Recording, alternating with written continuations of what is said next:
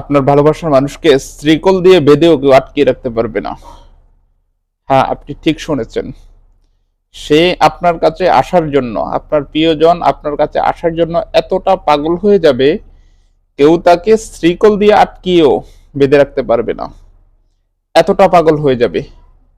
এটাকে বলা হয় বশীকরণ কাজ। এই কাজটি কিভাবে করবেন, কোন নিয়মে করবেন, আজকের ভিডিওতে এই বিষয়টি নিয়ে সম্পূর্ণ আলোচনা করব এবং গুরুত্বপূর্ণ একটি টোটকা আপনাদেরকে দিব। আমি মনে করি আজকের এই ভিডিওটি আপনাদের জন্য খুবই উপকারী, খুবই দরকারি এবং খুবই গুরুত্বপূর্ণ একটি ভিডিও।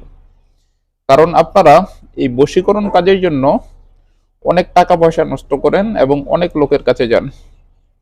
আশা করি আজকের এই কাজটি যদি আপনি করতে পারেন, আর কারো কাছে যাওয়া লাগবে না এবং আপনার প্রিয়জন আপনার কাছে পাগলের মতো ছুটে আসবে। তাকে যদি কেউ শিকল দিয়ে আটকিয়ে রাখে, শিকল দিয়ে বেঁধে রাখে, এই শিকল ভেঙে সে আপনার কাছে চলে আসবে। তাই ভিডিওটিকে না টেনে একটু শেষ পর্যন্ত দেখার চেষ্টা করবেন। আপনি যদি এই ভিডিওটিকে স্কিপ করে এবং টানিয়ে টানিয়ে দেখেন, অনেক কথা মিস করবেন, এতে কাজটা পরিপূর্ণ করতে পারবেন না, আপনার সমস্যা হবে। ভিডিওটি শুরু করার আগে সংক্ষেপে কিছু কথা বলবো।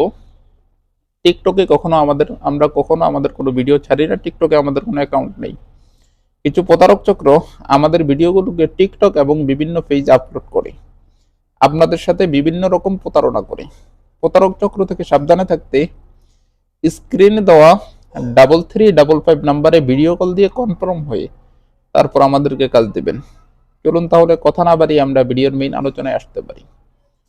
দর্শক, আলোচনা করতেছিলাম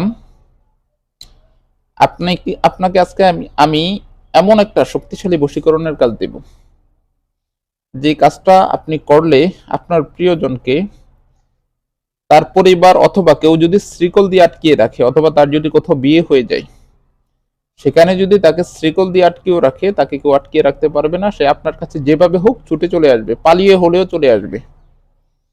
এই কাজটি করতে হলে আপনাদের একটি তাবিজ লিখতে হবে, বা একটি তাবিজের প্রয়োজন হবে। তবে তাবিজটি লিখতে হবে খুবই সেন্সিটিভ ভাবে এবং খুবই মনোযোগ দিয়ে। তাবিজটি লেখার সময় আপনার শরীরটি পবিত্র লাগবে এবং শরীরে কিছু সুগন্ধি আপনি লাগিয়ে নিতে হবে, এবং আপনার মুখে মিষ্টি জাতীয় কোনো একটা জিনিস মুখে দিয়ে নিতে হবে। সেটা চকলেট হোক, বাতাসা হোক, চিনি হোক বা মিষ্টি হোক। এবং তাবিজটি লিখতে হবে একটি কাপড়ের উপর। কি কাপড়ের উপর তাবিজটি লিখবেন, আমি তাবিজটি যে ভিডিওতে লেখাবো বা যেভাবে লিখবেন দেখানোর সময় বা লেখার সময় আমি সম্পূর্ণ বলে দেব আপনাদেরকে। তাই এখানে আর আমরা সময় না কাটিয়ে তাবিজটি কিভাবে লিখবেন এবং কোন নিয়মে লিখবেন ওই প্রসেসে চলে আসি। আপনার প্রিয়জনকে আপনার বাধ্যবাধকতায় রাখার জন্য, অথবা আপনার জন্য অস্থির করার জন্য, এবং তাকে যেন বাসায় শ্রীকল দিয়েও বেঁধে না রাখতে পারে, সে যেন আপনার জন্য পাগল হয়ে ছুটে আসে, এই কাজটি করতে হলে আপনাদের যে তাবিজটির প্রয়োজন হবে সেই তাবিজটি হচ্ছে এই তাবিজটি। এখানে আপনারা যেভাবে দেখতে পাচ্ছেন তাবিজটি হুবাহু এভাবেই লিখতে হবে। তবে তাবিজ লেখার কালি দ্বারা লিখতে পারবেন না, লিখতে হবে লাল কলম দ্বারা। এই যে এখানে যেমন লাল কলম দেখছেন, এমন লাল কলম দ্বারা এখানে আমি যেভাবে লিখছি ওরকম ভাবে লিখতে হবে। তবে তাবিজটি লিখতে হবে আপনার কাপড়ের উপরে। তাবিজটি এখানে দেখতে যদিও নরমাল দেখা যায়, কিন্তু তাবিজটি খুবই পাওয়ারফুল এবং পরীক্ষিত তাবিজ। এই তাবিজটি লিখতে হবে আপনারা কাপড়ের উপরে, মুর্দারের গায়ের কাপড়ের উপরে আপনারা তাবিজটি লিখতে হবে। তবে যে কোনো তাবিজ লেখার সময় একটা জিনিস মনে রাখবেন আপনারা, তাবিজের উপর এখানে যেমন 786 এমন যেন তাবিজটির উপরে লেখা থাকে। তাবিজটিকে আপনার হুবহু এখানে যেমন আছে হুবহু এভাবে লেখার পরে নিচনে একটা জিনিস মনে রাখবেন, নিজের নাম। এখানে আপনি যে বশ করবেন আপনার নিজের নাম লিখবেন, আপনার বাবার নাম লিখবেন। তারপর আলা হব্বে এটা কিন্তু বাধ্যতামূলক লিখতেই হবে। আলা হব্বে এটা বাধ্যতামূলক লিখতেই হবে। তারপরে মেয়ের নাম, মেয়ের মায়ের নাম, অর্থাৎ আপনি ছেলে হলে এখানে আপনার নাম, আপনার বাবার নাম, আলা হব্বের পরে যে মেয়েকে আপনি বশ করতে চান ওই মেয়ের নাম, মেয়ের মায়ের নাম লিখবেন। আর আপনি যদি মেয়ে হয়ে থাকেন তাহলে এখানে আপনার নাম, আপনার মায়ের নাম লিখবেন, আলা হুব্বের পরে ছেলের নাম এবং ছেলের বাবার নাম লিখবেন।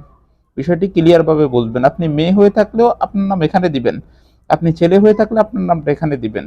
আর আপনি যাকে বশ করবেন সে যদি মেয়ে হয়ে থাকে তার নাম এখানে, তার মায়ের নাম এখানে। এবং যদি সে ছেলে হয়ে থাকে তাহলে ছেলের নাম এখানে, ছেলের বাবার নাম এখানে, এভাবে দিবেন। তাবিজটি আমি কাছের থেকে আরো একটু ক্লিয়ার আপনাদেরকে দেখাই, ক্লিয়ার ভাবে একটু দেখেন শুরু থেকে। এই যে এখানে যেমন নকশাটি অঙ্কন করা আছে, যেমন অঙ্কন করা আছে হুবাহু আপনাদের এভাবেই দেখতে হবে। এখন আমি স্ক্রিনে দিয়ে দিয়েছি নকশাটি এখন আমি আপনাদেরকে স্ক্রিনে দিয়ে দিয়েছি, দেখেন ফুল করে নকশাটি এখন আমি স্ক্রিনে আপনাদেরকে দিয়ে দিয়েছি। যেই তাবিজটির মাধ্যমে আপনার প্রিয়জনকে আপনার জন্য পাগল করে ফেলবেন এবং অস্থির করে ফেলবেন, সে আপনার জন্য ছুটে আসবে পাগলের মতো হয়ে। ওই তাবিজটি কিভাবে লিখতে হয় এই প্রসেসটি আপনারা এতক্ষণ দেখেছেন। এই প্রসেসে আপনারা কাজ করতে হবে এবং তাবিজটিকে লিখতে হবে। তাবিজটিকে লিখতে হবে কাপড়ের উপর। কাফনের কাপড় কোথায় পাবেন, কিভাবে পাবেন, এখানে আমি স্পষ্ট বলবো না, আইন আলোক অনেক বিধি নিষেধ থাকার কারণে বা অনেক বাধাবিঘ্ন থাকার কারণে আইন আলোক এখানে আমি স্পষ্ট বলবো না। আপনারা সরাসরি আমাকে ইমো অথবা হোয়াটসঅ্যাপে আমার সাথে কথা বলে বিষয়টি সম্পূর্ণ জেনে নেবেন। লেখার পরে তাবিজটিকে আপনি পুরাতন যে কোনো কবরে, যে কবরটা 20 বছর পুরাতন বা 20 বছর পূর্বের পুরাতন একটি কবরে অথবা 20 বছর পূর্বের যে কোনো একটি শ্মশানে তাবিজটিকে চোখ বন্ধ করে, শ্বাস বন্ধ করে, চোখ এবং শ্বাস দুটো একসাথে বন্ধ করে পুঁতে রাখবেন। অর্থাৎ তাবিজটিকে আপনি রাখার সময় আপনার শ্বাস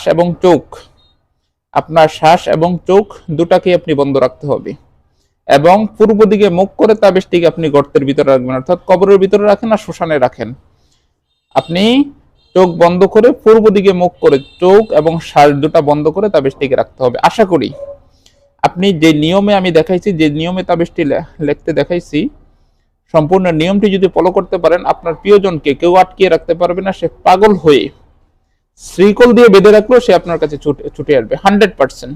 কেউ তাকে আটকিয়ে রাখতে পারবে না। আশা করি বিষয়টি বুঝতে পেরেছেন, মেনে চলবেন, বুঝে কাজ করবেন, ইনশাল্লাহ 100% উপকার পাবেন। ধন্যবাদ।